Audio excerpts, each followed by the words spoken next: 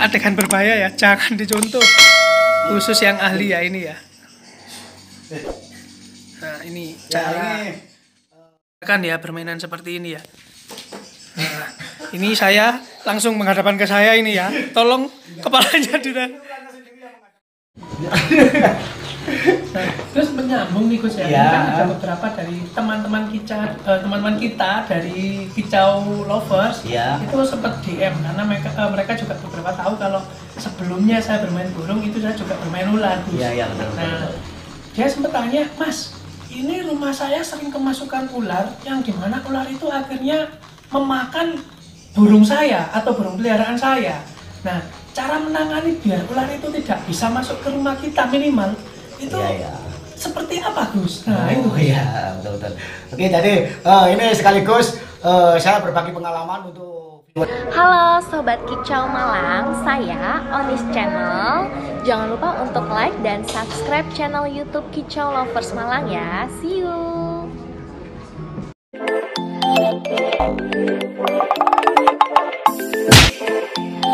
Halo teman-teman. Nah, habis ini kita akan kedatangan tamu, yaitu teman saya, namanya Gus Jafar atau lebih dikenalnya sih namanya Jagat Muda.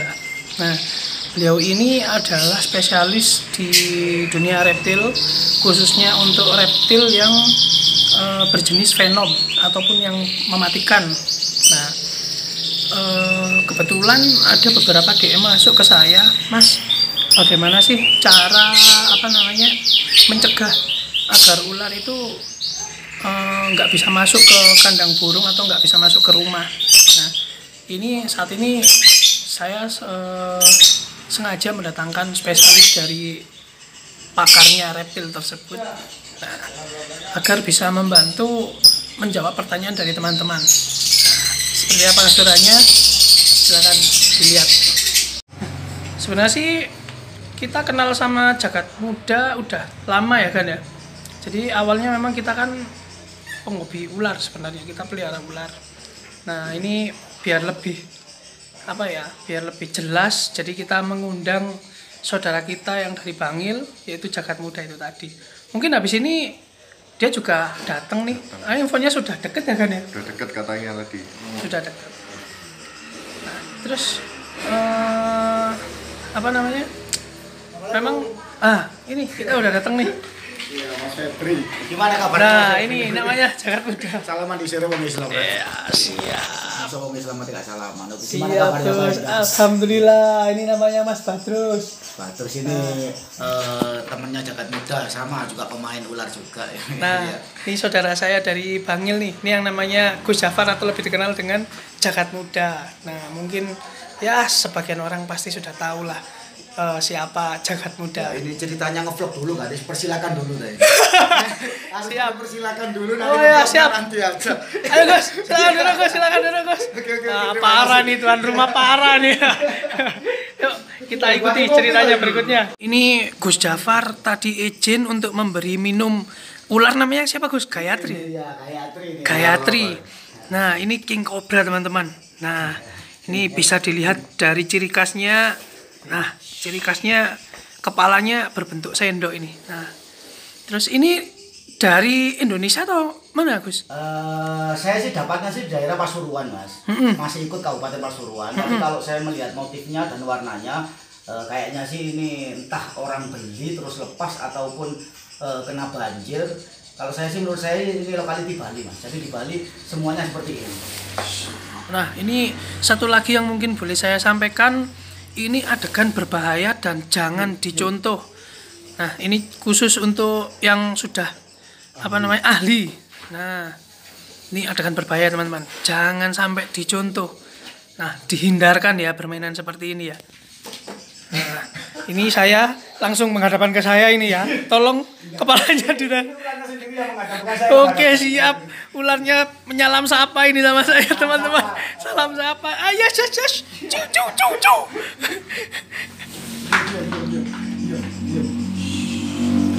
Wah, ini adegan berbahaya ya, jangan dicontoh. Khusus yang ahli ya ini ya. Nah, ini cara ini mungkin di viewernya Mas Febri ini kan nggak semua orang retilan. Kalau orang retilan semua kan juga tahu bahwasanya king cobra ini adalah ular pemakan ular ya. Jadi dia nggak mau makan selain ular, Mas. Oh, makanya itu dinamakan king cobra ya, Gus ya? Iya. Jadi ini adalah salah satu penyetabil alam juga ketika habitat ular itu terlalu banyak. Terlalu banyak yang menyetabilkan. Iya.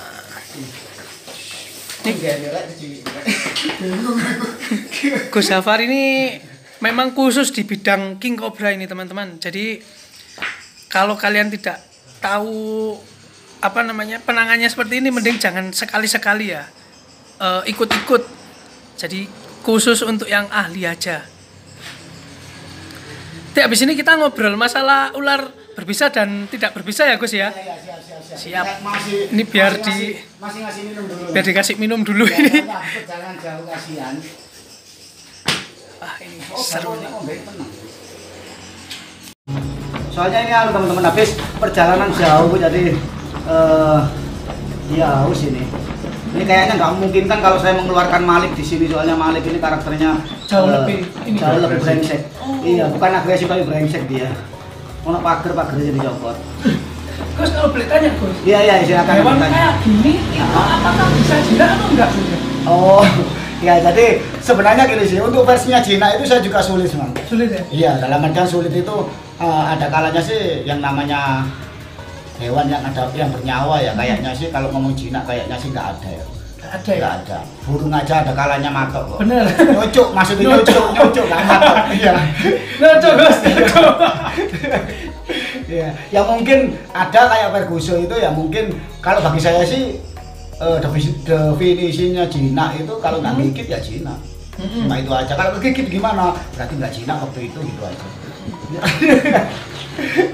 Terus menyambung nih, Gus ya. Ya. Kan ada beberapa dari teman-teman kita dari Kicau Lovers itu sempat DM karena mereka juga beberapa tahu kalau sebelumnya saya bermain burung itu saya juga bermain ular, Gus. Iya, betul. Nah, dia sempat tanya, Mas, ini rumah saya sering kemasukan ular yang dimana ular itu akhirnya memakan burung saya atau burung peliharaan saya.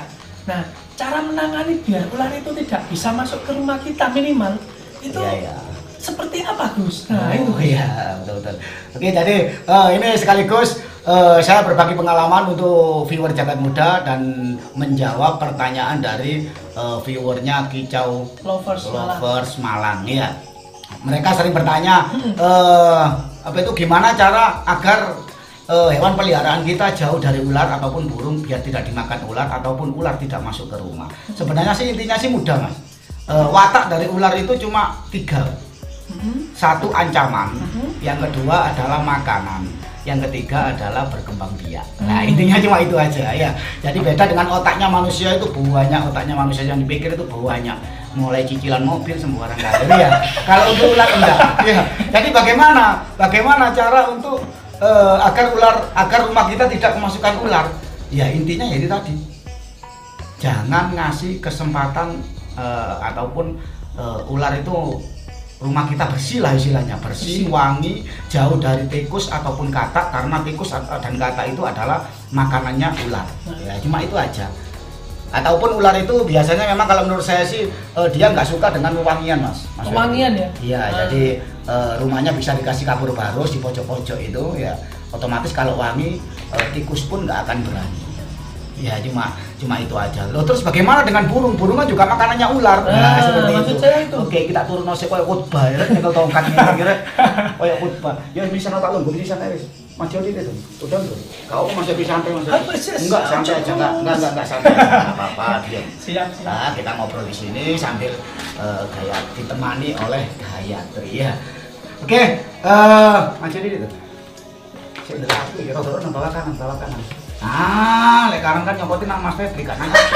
Iya. Jadi sekaligus ojo ditutupi dari kamera meher ya. Ojo ning kanan. Ojo nang kanan terus. Iya. Jadi memang Mas Febri meskipun dia itu pelihara ular banyak teman-teman, tapi yang dipelihara adalah ular yang tidak berbisa ataupun ya bisa dikatakan breeder lah Mas Febri, karena sudah sering berhasil hampir tiap tahun mengeluarkan tetasan ular itu tadi. Iya. Kalau Gayatri kamu mau makan, mau minum kopi lah. jare ndelok aku rek tak tim no. Ada ayu. Mosok wedi Mas Febri? Aduh Gus, karena saya tahu. Karena Mas Febri sudah rumah tangga ya. Otomatis yang dipikir banyak anak kan. Oh ya, kita lanjut ke pembahasan tadi. Terus bagi peternak burung bagaimana Gus? Karena burung itu juga termasuk makanannya ular. Rantai makanannya ular. Ya, jadi saya juga sering melakukan rescue kandang burung dimasukin ular. Ya itu tadi tetap yang masuk itu adalah ular pemakan burung seperti ular masih keluarga Pitias kayak jali ya. Gitu. Nah, ya kembali lagi jali pun tidak akan masuk, ular itu tidak akan masuk ketika di bawah itu ada bau pewangian. Jadi kembali lagi ke aroma wangi ya. Terus untuk mungkin cara membuang apa itu kotoran burung itu bisa ya sejauh mungkin atau bisa dibakar seperti itu ya. Soalnya kotoran itu kan juga memancing aroma datangnya ular seperti itu ya. Jadi intinya cuma itu aja. Ular itu tidak pernah benci dengan manusia, dia hanya kepingin cari makanan. Cuma seperti itu. Ataupun cara membuat settingan kandang. Kudu nolih. Kalau ini kali kon, kayak uang khotbah, wes ngono mana diam. Kalau ada yang bilang iya mengusir ular dengan cara garam itu gimana? Itu mitos Mas. Banyak ya? Banyak yang bilang ya? Nah, itu. Bahkan mungkin semua orang desa masih meyakini dengan garam itu tadi. Ya, memang kalau dulu ketika zaman Nabi dulu mungkin ya, zaman wali-wali Songo dulu mungkin menggunakan garam, tapi kan garamnya itu hanya buat media untuk memasukkan doa. Jadi garamnya ada doanya, akhirnya ularnya nggak masuk karena doa. Hanya media untuk memasukkan doa ke garam ini. Karena memang banyak sih, jangankan ular, jin aja sekarang ya gitu. Kalau ke dukun ataupun ke kiai ya, mesti dibawain air putih sama garam ini tadi. Garam ini apa? Ya itu ada fungsinya hanya sekedar media untuk memasukkan doa itu. Dan ular tidak masuk itu dikarenakan doa, bukan dikarenakan garam. Ya. Kenapa saya nggak membuat konten tentang hal seperti itu? Karena sudah banyak seperti Panji Petualang juga sudah pernah membuktikan garam ditaruh di box ularnya ditaruh di dalam dan ularnya enak-enakan tidur nggak ada. Seperti itu ya. Jadi memang ya kita ya apa ya yang namanya keyakinan ya mungkin ya cuma itu aja. Jadi kalau kita sekedar orang awam kita niru beli garam di pasar ditaruh di pojok-pojok ya ularnya ya enak aja ya. Kecuali bekecot mungkin. Iya, kalau kecuali bekecot memang takut sama garam ya. Kalau ular nggak ada takutnya ya. Benar. Gitu. Mungkin ada lagi yang DM tanya-tanya tentang hubungannya ular ataupun apa.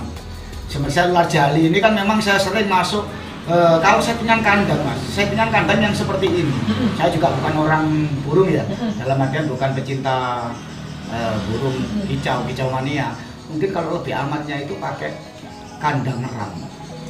Maksudnya yang ram itu, yang kotak-kotak. Nah itu ular nggak bisa masuk. Kalau seperti ini, ular masuk kepala, ya kepalanya aja masuk. Pasti bisa masuk ya? Masih gitu ya? masuk. Jadi seperti itu. Hanya dibuatin sistem kandang gitu aja. Nah, mungkin yang pakai ram-raman bisa jadi mungkin khusus yang di rumah mungkin ya. Ketika lomba kita gunakan seperti ini. Benar. Ya itu menurut saran saya sih seperti itu. Karena ular juga nggak ada sih.